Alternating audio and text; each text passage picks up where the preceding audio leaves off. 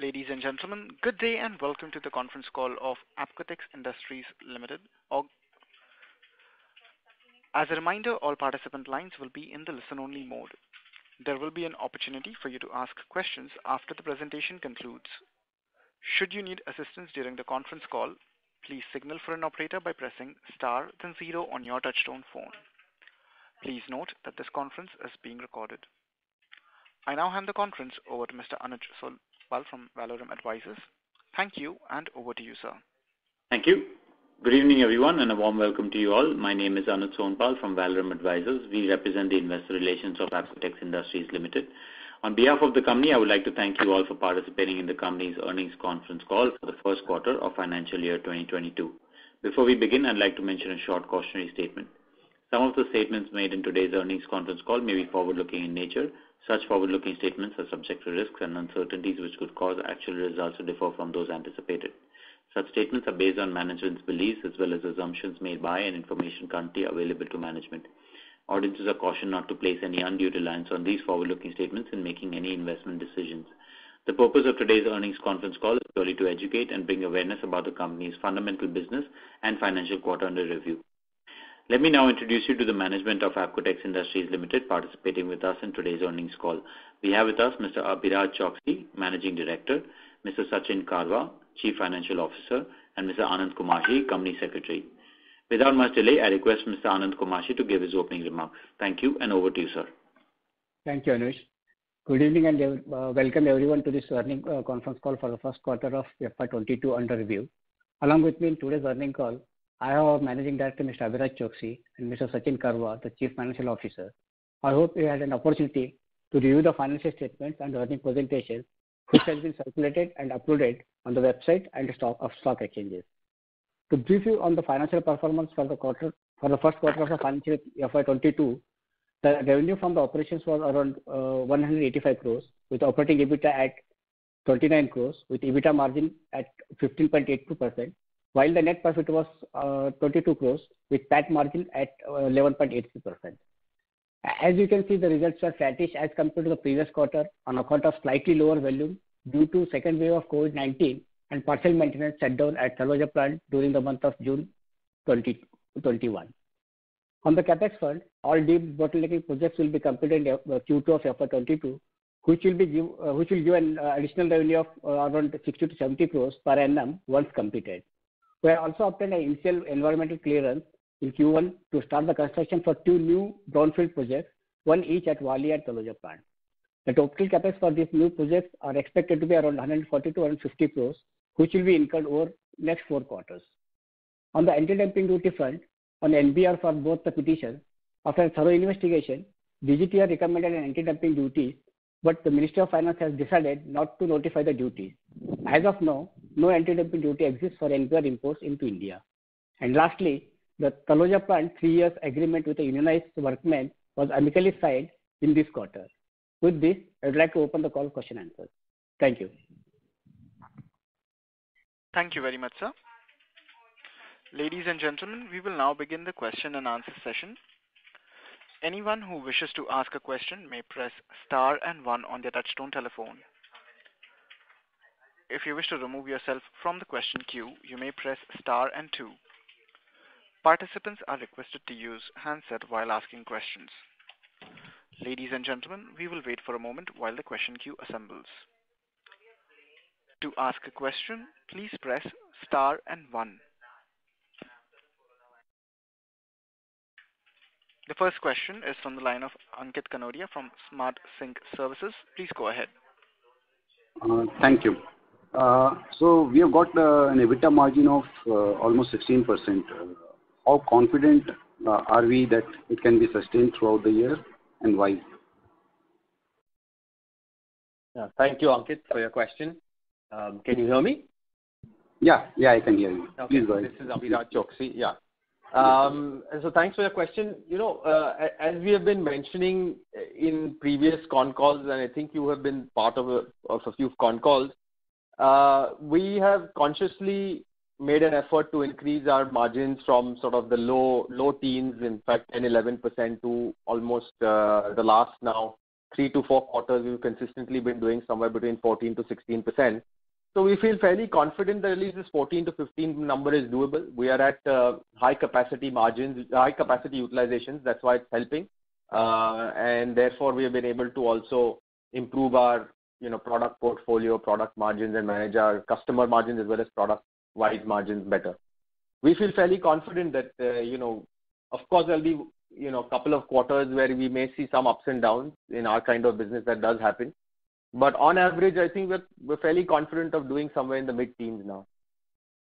Okay. Thank you, sir. That helped. And before I move on to the next question, thank you for sharing more details about ApcoBuild in the annual report. That really helped. Thank you. Thank you. Yeah. And the second question is about the anti-dumping duty. And in the last call also, we had a discussion where we said that if that anti-dumping duty does come, then we are very confident that we'll go ahead with the CAPEX plan. Now that the Minister of Finance has put that on hold, so yeah. Is it on hold, or they've just they're not doing it at all? No, they are. As of now, our information is that they have not notified it. Okay. And for one of the cases, there is also a notification that comes that they will not be, for one of the petitions, that they will not be implementing it. However, there are some legal, processes that we have available with us, which we are evaluating whether to do it or not. But for the last 6 months, there have been no, and in fact, since December 2020, there have been no anti-dumping duties in place in India for any import of NBR. As far as CAPEX is concerned, the CAPEX that has already been approved by the board and which we are going ahead with, both are largely latex projects, which is one is in Valia, 110 crore CAPEX, and another one in Taloja, which will be somewhere between 30 to 35 crores, which I think we've mentioned in our earnings presentation as well. Yes. So that we are going ahead with. As far as the NBR is concerned, anyway, we are waiting for environmental clearance for that project. So we have some time to decide. The environmental clearance is expected sometime next year, maybe by April of 2022. Only after that we can go ahead with that project. So we have some time to decide. So we will still go ahead with it because, frankly, in the last 6 months we have competed effectively. We have tightened our belts. We have, implemented a few things, reduced costs, it's a question of where we want to allocate our capital. The NBR business, according to us, is still attractive, and we will decide by next year. We have applied for the environmental clearance approval for that project. And sir, thank you. That helped again. And regarding the export, which is doing really well for us today, so how much are we expecting? As in, I know you can't give any guidance, but any ballpark direction, as in, can we see export doing even better throughout the year? So it's already 24% of that, if I got it correct.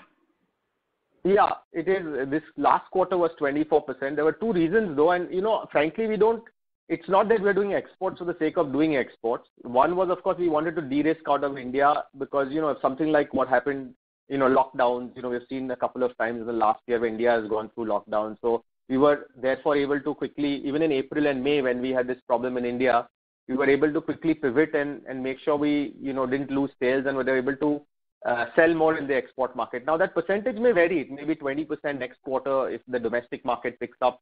It just depends. And but now we're quite comfortable with this kind of 20 to 25% exports. And even our exports market are largely in Southeast Asia and the Middle East, right? That is I would say 80% of our exports happen around that area. Now what we are seeing currently, for example, in the months of July and even August, from what I hear, countries like Thailand and Malaysia have gone into a strict lockdown because the Delta variant has now erupted there, which was the case in India 2-3 months ago. So now it's happened there. So there, some of our customers are shut. So, the percentage of exports may vary. The only thing that's important from our point of view is, frankly, that we have now the capability and we've built products, a team, sales and relationships with customers that we can even, we can go, 20, up to 24-25% we're able to do export sales. Okay. Anything drastic change in ApcoBuild, or it is still a minor portion of our revenue, or do we expect something significant in this year? We are, in fact, this year we expect to. Earlier, we were around in and around the Mumbai-Pune region, more around in Maharashtra. Now we've expanded to Gujarat, MP, Goa. So we're trying a few other territories and seeing how it goes. So we expect, while it will still be a small part of our business, we are seeding it. We continue to seed it. It's a good profitable business, but a much smaller part of it. Okay. One last question. EBITDA per ton, are we near the peak right now, or do we see more leg from here as well, looking at the raw material prices and all?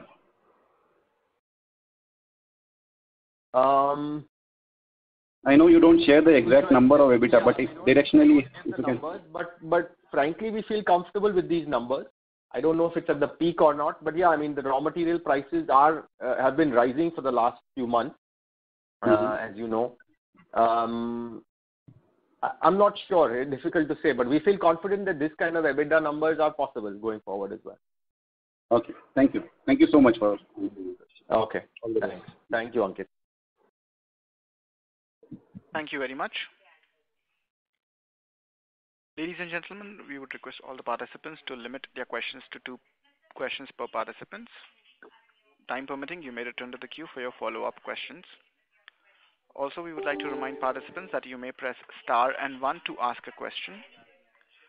The next question is from the line of Manav Vijay from Deep Financial. Please go ahead. Yes, thank you. Am I audible? Yes, you are audible, Mr. Vijay. Please go ahead. Yes, thank you very much. Sir, first of all, I mean, congrats on such a great out of number. I have a couple of questions. First of all, on the XNB latex. So last year when we started talking about the expansion, you started with around 30,000 tons of expansion. Then somewhere you increased that to around 40,000 tons. And then in the latest AGM, you talked about a 60,000 ton kind of an expansion plan. So if you can just first of all explain as to, I mean, what is the kind of expansion that we are looking at? What will be the capex? And what kind of sales you expect to make from that project at the peak level? So as of now, the first phase in Valia is 50,000 tons of latex. I don't think we had ever said 30,000 tons. It was always somewhere between 50 and 60,000 tons. So right now, as of now, we feel confident that we'll be able to do 50 once the project is commissioned next year. Now it will be sometime in 2022. We will be able to make 50,000 tons per annum annually, but we will be leaving some more space in our civil, in our buildings to add more reactors if required and more equipment if required in the future. But initially, we are going to be investing around 110 crores for about 50,000 tons, which would be around 400 crores of revenue with current prices at conservative levels. In Taloja, we are planning around a 30-35 crore project, again, to start off after the monsoons, construction after the monsoons. Again, it will be ready by the middle of next year. That is a project that will give us flexibility to make either 10,000 tons of XNB latex, or we can make other latexes as well, the traditional SBSA. So it will be a combination plant. Conservatively, again, that will be about, I think, around 80 to 100 crores of revenue, 80 crores of revenue. So overall, we're looking at about 140 to 150 crore capex on these 2 projects, besides maintenance capex and so on that would happen, of course, through the course of the year, over the next 12 to 13 months. And that would be about little less than 500 crores of revenue in top line. Sure. Abhiraj, one of the main, I would say, achievement that you have mentioned in last couple of calls is that you have said that that we want to stick to the timeline. So you believe that this 150 crores or 140 crores of capex in next 12 months without any kind of exigency, maybe, I mean, 1 month here and there is obviously beyond anybody's control. But 12 months is something, 12, 13 months is something that you will be able to finish it off Because since now you have the clearness in place, and the speed at which you move is now up to you. So you believe that is doable? Yes, absolutely, it's doable. And as you said, it's now, of course, it will be more in our control. We were waiting for some environmental approvals, which is what delayed it by a few months. But now, immediately after the monsoon, we expect to start construction. We've already finished the detailed designing of the project. We are already manufacturing this product in reasonable quantities for the last 1 year now, or more than that. Even before pre-COVID, we were doing it in smaller quantities. But now, of course, we given what happened, we modified some of our reactors to make nitrile latex for gloves in the last 1 year, and we're fairly confident. We have everything in place, right? We have the technology, we have the customers, we have plant capabilities. It's only about project execution. So as you said, 1 month here or there, unless some, third wave hits us badly. And of course, there are those kinds of challenges where some of our vendors, like for example, even in April and May, when whatever machinery we had ordered, some of it got delayed because of the same, when some of them were shut, especially in the north. So barring those kinds of things, we feel fairly confident about a 1 year timeline. Okay. Now you also mentioned that apart from the 50,000 tons in the Valia plant, you will have some space. So after this expansion, I believe that is a plot of around 22, 23 acre, and currently I think you are using some around 7 to 8 acres. So post this expansion, how much space you will still have to do any future expansion apart from the NBR that you are planning? As of now, we are looking at this nitrile latex project of 50,000 tons, and as I said, we'll be able to add some more. So we have enough space maybe to, increase capacity in the future by up to 50%. Exact numbers I would only have to work out. I'll be able to tell you by end of next year.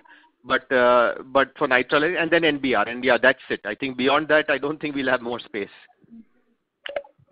Okay. And for this 150 crore, so I believe you have around 80-90 crores of cash on books. So you would want to, let's say, raise some debt, or you believe that the internal accruals plus let's say that you have the portfolio, all that is sufficient to fund this expansion? Yeah, frankly, we feel confident that the internal accruals, and of course, if we use all the cash that we have on our books, then that's sufficient to fund the next 1 year. But we do plan to take on some debt at least, because we do want to, in our kind of business, we have seen in the last 10, 15 years, there have been cases where it's always good to have some cash in the books, because the volatility in raw material prices, sometimes availability, sometimes what happened with COVID last year, So we would not use up all the cash that we have on our books. So we would take debt, and as of now, we are almost debt-free. So we have the ability to raise some debt at least. Sure. But last question from my side is that, so I've been seeing you, guys, for the last now almost 10 years. So in last 1.5 years, you've added some people at the top level. So you believe that now the size of the business has become so big that you need extra hands to take care of it? Yeah, as the business grows, I'm sure you would agree that, you need people at all levels, and that's what we do. As in when we think, we require people, we recruit. Sure. Thank you and all the best. Thank you. Thank you. Next question is from the line of Manoj Sejpal from Awadh Developers. Please go ahead. Hello. Yes, Mr. Sejpal. Good evening. समझ लो sir अगर second quarter में lockdown Sorry to interrupt, Mr. Sejpal, but आपकी आवाज, we are not able to hear you. Can you speak a bit louder? Hello हाँ जी, बोलिए समझ लो sir अगर second quarter में लॉकडाउन नहीं आता है तो हमारा रेवेन्यू है वो कितना % इंक्रीज हो सकता है कंपेयर टू क्वार्टर 1? सेजपाल जी, हम वैसे तो क्वार्टर ऑन क्वार्टर गाइडेंस नहीं देते हैं. Overall business is strong, things are looking good. We don't give exact guidance on percentage कितना बढ़ेगा. और overall I can just say that business is looking okay. There are obviously challenges as I mentioned earlier. अभी currently हमारे थोड़े export markets में lockdowns हैं like Thailand, Malaysia. तो वहाँ से challenges है, but India market has picked up. Also, this is a monsoon season, so a few of the markets, a few of the industries that we are catering to, like construction, carpet, and paper, this is their sort of not their peak season. So those kinds of quarter-on-quarter challenges can happen. But overall, we're looking at overall nothing substantially changes in the business quarter-on-quarter. Okay, thank you. Thank you. Thank you very much. Next question is from the line of Alisha Mahawla from Envision Capital. Please go ahead. Hi, sir. Good evening, and thank you for taking my question. Sorry, Ms. Mahawla, but may I request you to speak a bit louder? Sure. I hope this is audible. Yes, it's audible. Yes. Good evening, sir, and thank you for taking my question. So firstly, I'd like to understand that for the kind of growth that we're witnessing, is this all volume growth or is it some kind of value realization growth that we're witnessing?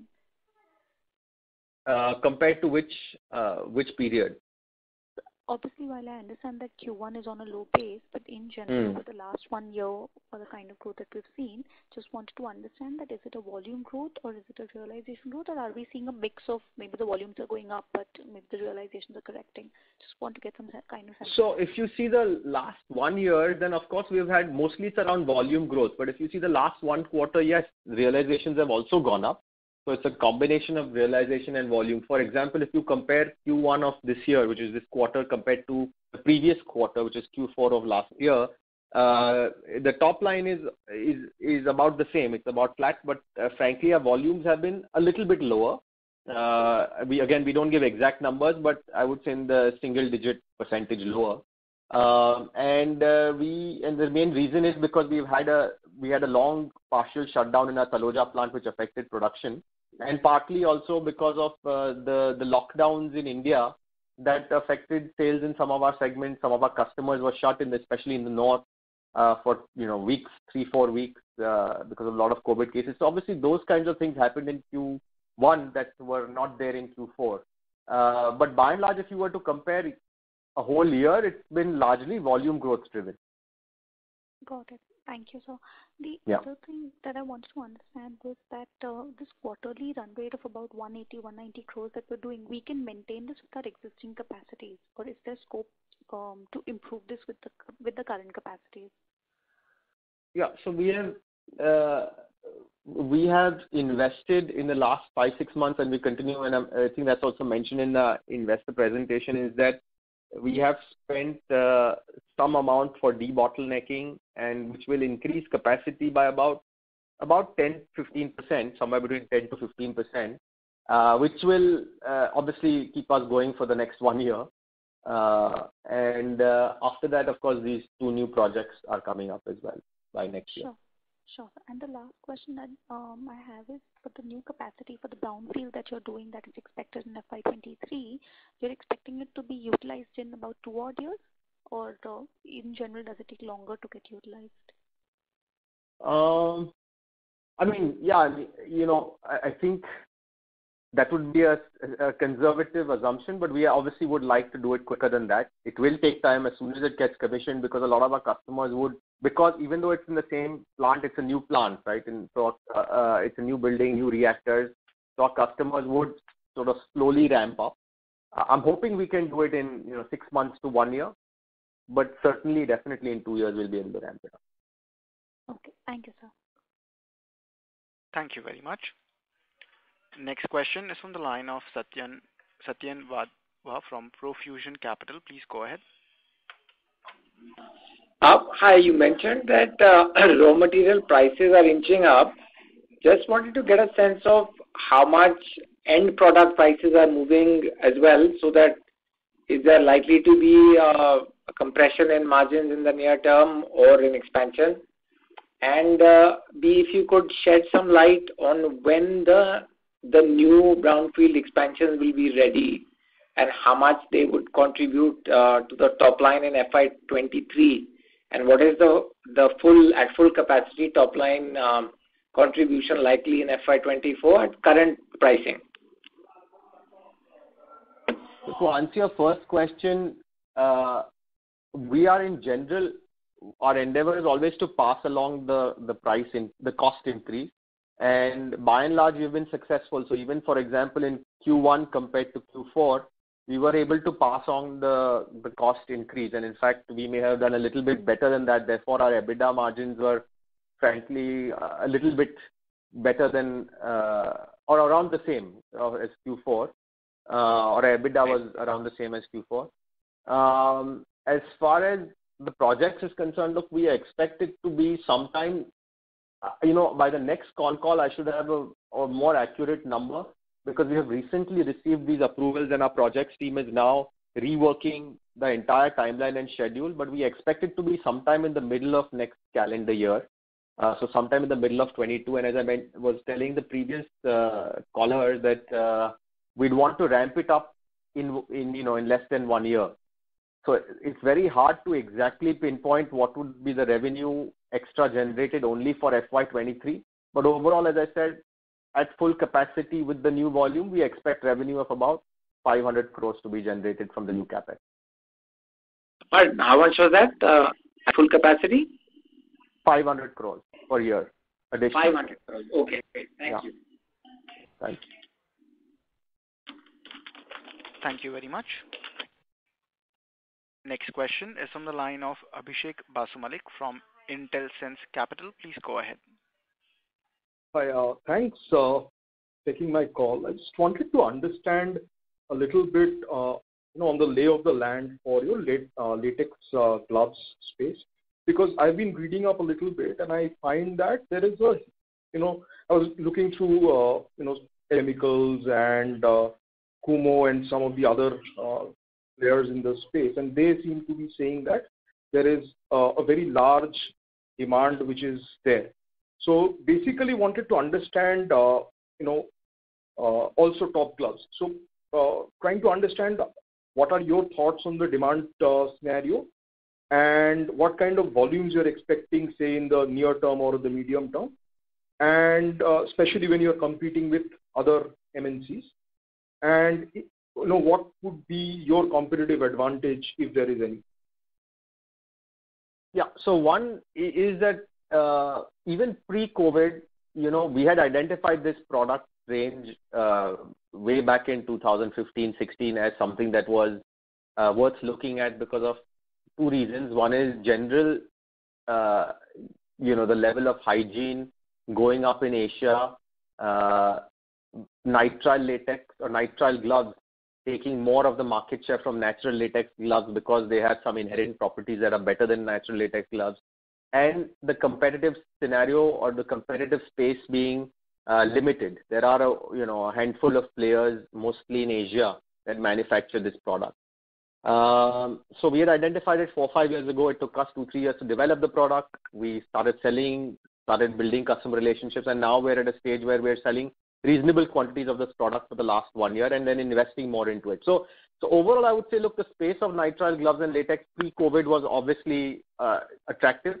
And now, given what's happened with COVID, obviously it's expected to be even more attractive for the next 1 or 2 years, given overall the hygiene levels and, overall vaccination drives also, which will be continuing for the next couple of years. We'll all need to get boosters at some point, even after your first 2 shots and so on, where also gloves are going to be used. So, and Asian countries typically had much lower glove usage per capita, glove consumption per capita, which I think will also, or we think, and as per all reports, are going up. So all this makes it an attractive sort of segment to be in, both for glove manufacturers as well as the raw materials for glove manufacturers. As far as Apcotex is, of course, we do have certain competitive advantages. The one is our capital cost. Sorry to interrupt. Before you get there, could you quantify in some manner what kind of growth can be possible? What are the numbers look like, or possibly what is the market size that you're looking at? I have all these numbers not with me at the current immediately. Number one, number two, we don't share details of the market research that we have done because we believe that's proprietary. But having said that, even pre-COVID, the expectation was that this market would grow at 12 to 13% per annum. Obviously, the last year the growth has been phenomenal. That's not likely to continue, that kind of growth, but at least 10 to 12% per annum is something that we see easily growing over the next 5-7 years. And given that even at 50,000, 60,000 tons that we plan to sell, even up to 100,000 tons, it won't even be, according to me, maybe 5% of the global market for nitrile latex. So we're not aiming towards a high market or high market share, which of course some of these guys already, like you mentioned, a couple of players in East Asia, they have larger plants than ours, and they do have certain advantages in terms of economies of scale.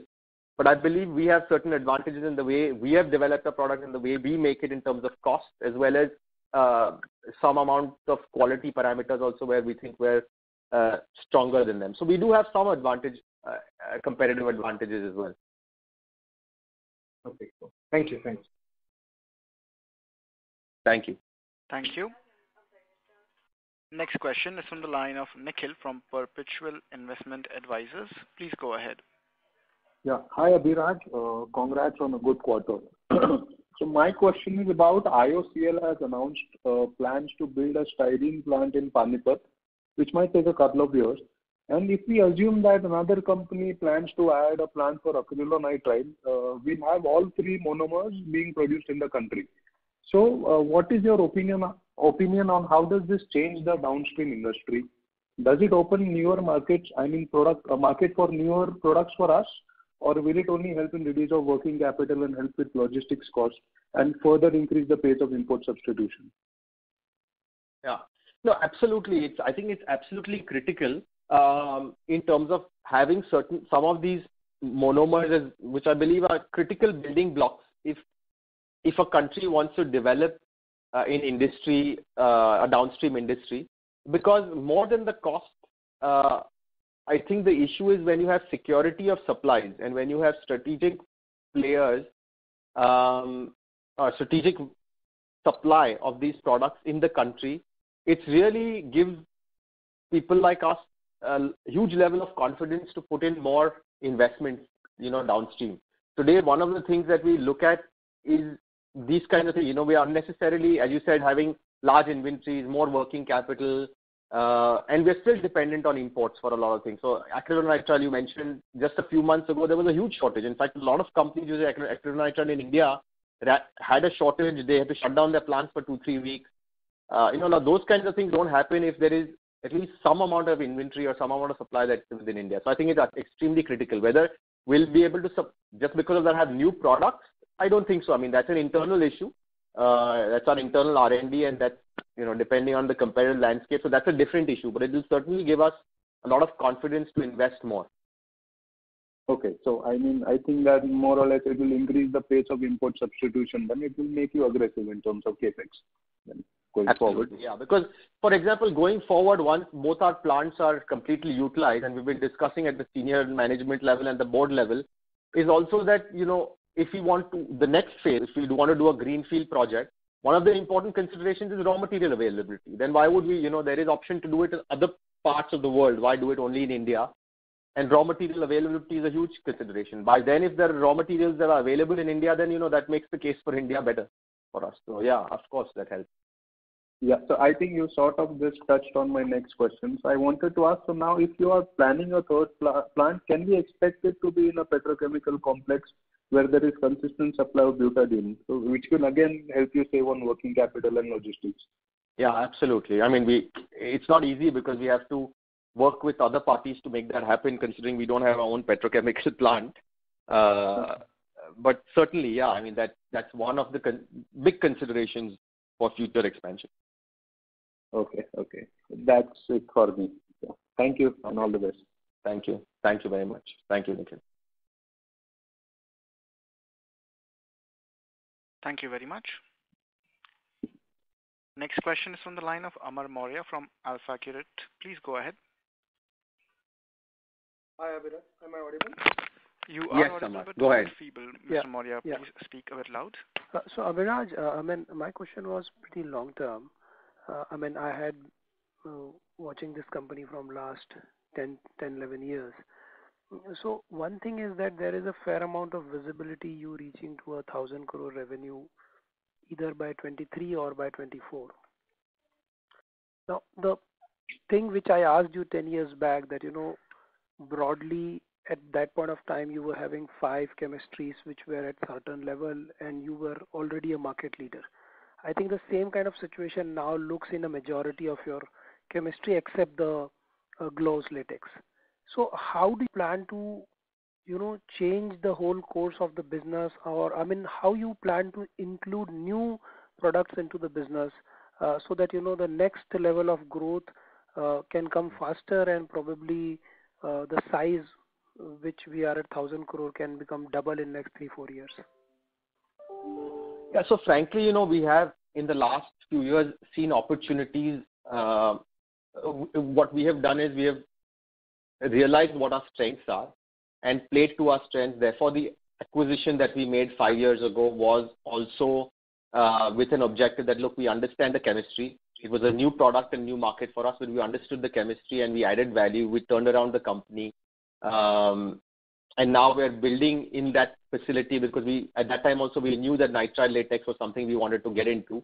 Similarly, we do have other products on the horizon which we are seeding now, but obviously those are things that we don't talk about, and it will be a little premature to talk about that.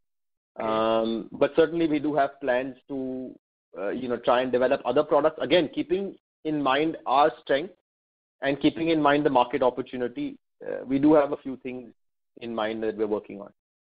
So those products are a large size product kind of gloves latex which can take you global and which can basically give you a pretty larger runway than the earlier ones?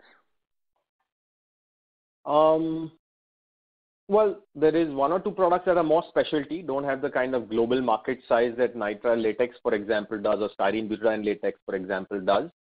But they are more niche products, but certainly large enough for a company Apcotex's size, which is, as you said, for 1,000 crore company, if we need to grow to the next level. We are also mindful of we're conservative in terms of investment and taking risks, taking a lot of debt and so on. So we will take it step by step. For now, I think our hands are full for the next 2-3 years. And at the right time, of course, we would be, talking about the future plans for growth. And of course, we are open to also not only investing in brownfield or greenfield, but also potential acquisitions that could add value. Got that. Yeah. Thank you, sir. Thanks a lot. Thank you. Thank you. Next question is from the line of Rajesh, a retail investor. Please go ahead. Hello, sir. Am I audible? Yes, you are. Please go ahead. Yes. Yeah. Thanks for taking my question. So this is regarding this Valia plant. It was shut down in the beginning of this month, right? Is it up and running now? Yes, it was a maintenance shutdown we needed for about 10-12 days. It's up and running now. Okay, thank you. And with the Maharashtra facility, is there any impact because of the recent rainfall? No, fortunately not. We are in the Taloja area, which is not in the parts of, it's in the Raigad district, but not in the parts where there was heavy rainfall. So we've had no impact on production because of the rainfall. Oh, okay. Okay, thank you. Thanks, sir. That's all from me. And all the best for your future. Thank you very much. Thank you. Next question is on the line of Farokh Pandole from Avesta Fund Management. Please go ahead. Yeah, hi, Abhiraj. Hi, good evening, Farokh. Hi. Just a couple of questions. Firstly, this expansion at Valia, you mentioned 50,000 tons, and you also mentioned that you were making provision for a further expansion, at an appropriate time. So what is that, given once this 50,000 comes up, how much further can be expanded and at what cost? I alluded to the fact that we are at least making provision for up to 50% more expansion. And it would be at obviously a marginal cost, additional marginal cost. We haven't exactly worked that out, and if you don't mind, let's get going. The idea was to first sell this 50,000 tons, make sure we are currently doing a good volume, but this would be a different scale of operation. So we just wanted to first stabilize and then take a decision on the further. But obviously, it would be, let me put it this way, the asset turn ratio would be much better than what it is currently. Got it. And just wanted to get some sense on, this finance ministry not notifying on the anti-dumping duty so assuming, a status quo on that front, what will be the determining factors for this NBR project? Or could it also be that you may shelve the NBR project entirely and look at maybe new products, or maybe look at expanding gloves capacity further, or what's the thinking? I mean, I don't expect you to commit to anything, but just in terms of what are the deciding factors for whether this will go ahead or not, presuming things remain status quo? So good question. So I just want to mention 2-3 things. One is that for the last 6 months, there has been no anti-dumping duty in India, and we have competed effectively with all the steps that we have taken. So we feel fairly confident that NBR also, we are quite competitive at these levels. If we do decide to go ahead and double the capacity for NBR, obviously we will become even more competitive because some economies of scale will start kicking in. Number 2, the Indian market itself will be larger. Is large enough. We're even currently at only about 25% capacity market share. So we feel the Indian market itself has that. And the third important factor is just a month ago, one of our large competitors has announced they're coming out of the NBR business by December. So, we'll wait and watch. We have applied for environmental clearance for that project as well. We expect to get it sometime next year, calendar year in 2022. Given our experience over the last 6 months, I don't want to commit to which month or which quarter, but sometime in the first few months of 2022 is the current expectation from what my team tells me. So I think we'll take a call on, we'll have another year to decide on that. Also from a risk point of view, we want to focus on the current 2 projects that we've taken up, finish those, and by then we'll decide. And the issue is, I frankly don't think, I think the NBR market personally, I think will be attractive in India to invest as well. But it will depend on where we want to allocate our capital at that point. Got it. Okay. So that's the thinking. I hope, as I said, we haven't committed to it, but we are optimistic that it would work out. And we are leaving space in Valia for now. And we may take up that project next year. Okay, that's good enough. And just lastly, if you could, you'd mentioned earlier, one of the earlier questions was regarding the interim 12 months before the new capacity, the 2 new projects go on stream. Is it fair to assume a 10-15% growth between volume and price for the next 4 quarters going forward in terms of revenues, given that, as I said, we are in this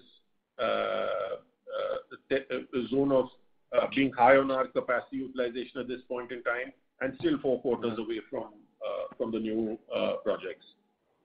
Yeah, and as I said, we have invested some for debottlenecking in the last few months, and which will all come on stream in Q2. Some of it has already started playing out. So, yeah, I think we should be okay for the next 1 year for 10 to 15%. Yeah. Great. Thanks a lot, Abhiraj, and all the best. Thank you, Farooq.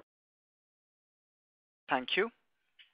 Next question is from the line of Karan Bhatelia from Asian Market Securities. Please go ahead. Hi, sir. Thank you for the opportunity and congratulations for a great set. Sir, now that we don't have any anti-dumping duties in place for the NBR, so just wanted to understand the pricing delta between our pricing and what is the landed price? So look, we are forced to price it at whatever price it comes in at, right? Because we have to compete. If we want volume, even if our price is, with 5% higher, buyers won't buy from us, or 5 or 10% higher. It's more of a commodity than latex is in that sense. So the pricing at the end is the same. Yes, there was injury. There is, we want some duty, and we had a very good case for duty. The DGTR, which is under the Commerce Ministry, actually went into the details. It was a 1-year detailed investigation, and for both petitions, they did impose some duty, different types of duty for both petitions, but they did think our case was strong and agreed to it. It's unfortunate that the Ministry of Finance did not notify it, and I think it's not only us. From what I understand, this is happening for a majority of the cases these. So I hope that answers your question. Yes, that does. Just also wanted to understand how far are we with respect to our historic high realizations or margins, especially in the NBR portfolio? No, NBR portfolio, quarter on quarter there are changes, of course.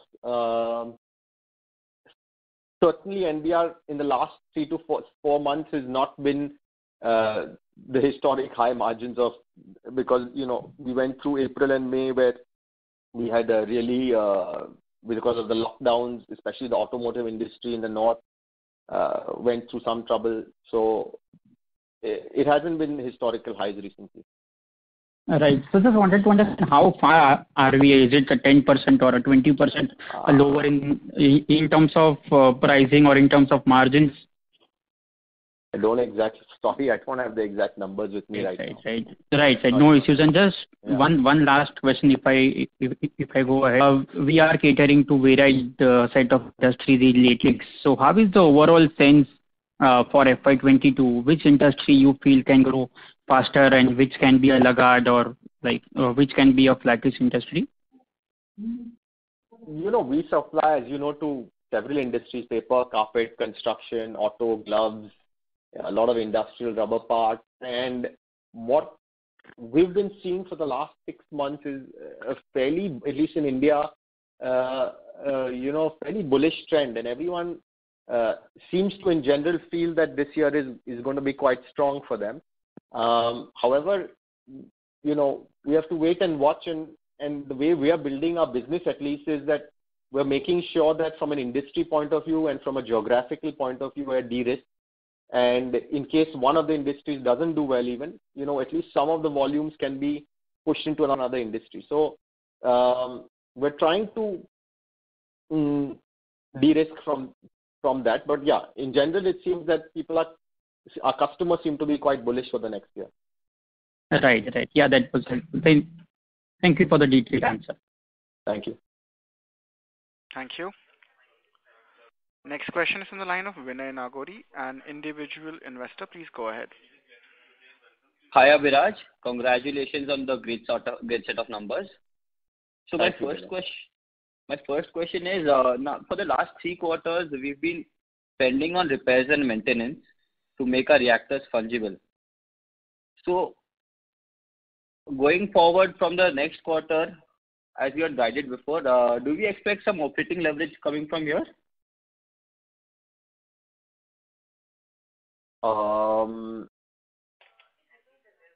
Frankly, I don't know where your question is coming from, but I don't think repairs and maintenance is that large a line item that a significant advantage would be there. And look, as whatever is required, both our plants are now fairly old, 30 to 40 years old. And so as and when repairs are required, we do them, and we ensure that assets are maintained at a high level. So there are some quarters where we have higher than normal repairs and some quarters that are better. But I don't think it's going to be a big factor in terms of overall margins or anything of that sort. Okay, and just wanted to understand. So now, 3 years down the line, say we'll be reaching a top line of around 1,100 crores. So we'll be having a very strong cash flow. So then after that, are we thinking of, say, going downstream in NBR or, say, brand building in ApcoBuild? Are those logical steps am I thinking into? As I said, our hands are quite full for the next 2-3 years, I think, if we go ahead with all the plans that we have. I think it's a little premature to talk about it, but certainly we have, besides seeding products and businesses that we are already doing, we also have opportunities at that point. And when we feel that we are comfortable amounts of cash, again, we are going to take on some debt this year. And as and when we feel comfortable that we have enough levels of cash, we may even look at, other opportunities, inorganic opportunities. So both options are on the table. Okay, and I just wanted to understand how many have you added a good amount of customers in the last 1 year, and have you developed some new products? Well, this for nitrile latex for gloves certainly has been a new big industry for us, and we have added quite a few customers in that space. As far as the other industries are concerned, we obviously all add in, but it's a good point. One of the things we, at least I don't track very closely, is how many number of customers we have, but I know our sales and marketing department tracks it. Next time I'll perhaps get that number for you. But certainly we add every quarter we add new customers. And even within the industries we are in, grades are always increasing or tweaking or changing. We always find niche applications within those industries like paper and construction as well. Okay. Yeah, I hope that answers your question. Yeah. Thanks a lot. Best wishes for future. Thank you. Thank you. Next question is from the line of Deepak Mehta, an individual investor. Please go ahead. Yeah, thanks for the opportunity and great set of numbers in this quarter, sir. So my question is around the product R&D. What is the pipeline for new products and R&D? Yeah, thank you, Mr. Mehta. Look, we have a pretty good, strong R&D team, and again, within the industries that we are in, we are constantly doing, work for improving the number of grades, increasing the number of grades, improving our current product range, reducing costs wherever we can. And as far as completely new ideas are concerned, we have a few, but as I mentioned to one of the previous callers, that's something we don't really talk about till we are sure we are going to invest in that business and go ahead with it. Okay, so my next question is around you mentioned that one of the competitors is exiting the market and we have market share of 25%. So if you can throw out how much market share is that with that competitor, and what when in terms of market share we can grab due to this exit? Well, I think this competitor, at least in India, the market share was low. It was in the single digits, I think maybe 7 to 9% from what I recall last. But the bigger issue would be that with one big plant shutting down, or they are diverting the capacity elsewhere to other products, not making NBR. They're not going to make NBR, from what I understand. It would, of course, overall, globally or in Asia, help the entire demand-supply ratio.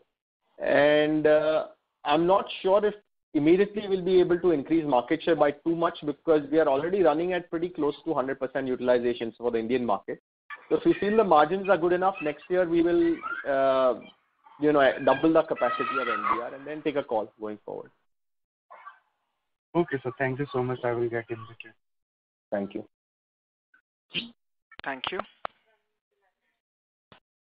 Next question is a follow-up from the line of Manav Vijay from Deep Financial. Please go ahead. Yes, thank you for the opportunity once again. I've got a couple of questions from me. So now, in next, let's say 12 months, you will have your XNB project ready. And you also mentioned what kind of sales it can generate for you. So help us to understand one thing is that as far as your current existing business is concerned, there, the number of customers that you have are large. Whereas as far as XNB is concerned, there the number of customers would be lower. So you believe that once you have this entire sales in your P&L, the volatility in margins that you have will actually subside to a large extent, or we still continue to have, depending upon the way raw material prices move, that volatility? I'm not sure if even nitrile latex for gloves, there are many customers all over the world, mostly in Asia, of course, these days. But in the future, I believe America also, we've had a few, now America and Europe, there are a few glove manufacturers that are coming up from what we hear. So they're also interested in importing latex from Asia. So I don't think the number of customers are bearing on margins. It's just the volatility of the raw materials that we're in. And sometimes we do, because we're importing so many raw materials, sometimes we do get stuck with higher cost inventory. That does happen, and therefore our margins quarter on quarter could get affected by a few percentage points. As I said, it's very hard to predict what happens. I'm just saying historically what has happened is that margins have got affected quarter on quarter. Overall, if you see, our endeavor has been, if you see annual numbers or take any 4 or 5 quarters together, our endeavor has been to slowly improve margins, and we have done that by and large. From the single digits to the last, I would say almost 1 year, we've been in the mid-teens, right? Between 13 and 16% for the last 4 quarters. So actually, Abhiraj, my question was slightly on the longer term. I mean, yes, let's say so in the last 10 years, you have increased your margins from around, 8-9% on almost 15-16%. Is that because of the volatility in raw material prices, your margins move very sharply? Yes, you always, will be in a position to pass on that with a certain time lag. But because of the, let's say, lower number of customers, it's all relative. On the XNB side, the margins predictability will be better or not? That is my sole point. I'm not sure. Frankly, the answer is I'm not sure. As I said, it's a new business for us as well. And as we do higher volumes, I think margin predictability would be a little better, but I'm not sure, because suddenly if raw material prices, or if we are stuck with some high cost raw materials and, overall market falls for whatever reason, then the margins will fall in that segment as well. So I'm sorry it's not a great answer, but the real answer is I'm not sure. Sure. My next question is, so let's say what a little understanding I have on the XN, as far as the NBR rubber is concerned, so auto is a large part of, a business for you, of your current business. You believe that the way, whatever changes that that is happening on the EV side, you believe that that is going to have any kind of impact on the demand of NBR over next 5 to 7 years time frame? The short answer is absolutely yes. The long answer is that overall 30 to 35% of the Indian NBR consumption is in autos, according to our studies that we have done. And within autos also there's 2-wheelers, 3-wheelers, passenger cars, trucks and buses. So obviously with that, we do think in the next 5 to 10 years, especially 2-wheelers, 3-wheelers, there'll be a large amount of electrification that would happen. But if you see the remaining will grow. So overall, while the growth on the NBR market may not be as strong as some of the other products and segments that we are in, I do feel that there will be a good single-digit growth either way, with or without electrification. And of course, electrification is going to happen. There's no question about it. Okay. My last question to you is that now you mentioned that because of this debottlenecking, we will have around 10% kind of a growth. Let's say for next. I was till the time the expansion comes in place. So would it be safe to assume that the Q1 sales becomes a baseline, and that whatever you do, let's say whatever that will come from debottlenecking will be on top of that? Yeah, I would say in Q4 and Q1, so the previous quarter and this quarter, we have been at somewhere between 90 and 95% capacity, almost 100% capacity utilization. Anything above 90 is almost 100, I would say. And the only reason is because in some products, obviously our capacity is not absolutely, we can't make every product in every aspect that we have. So there are some products that were at maybe 80-85% capacity utilization, and some products were 100%. So I would say, yeah, if you see the last 2 quarters, they would be a good benchmark or a good base. Okay. And what kind of tax rate is possible for this year and next year? Because last year also your tax rate was around 22%. Q1 you are at 21%. Whereas normally, so let's say if you move to the new regime, you will be paying 25.6%. So what would be a safe number to work with?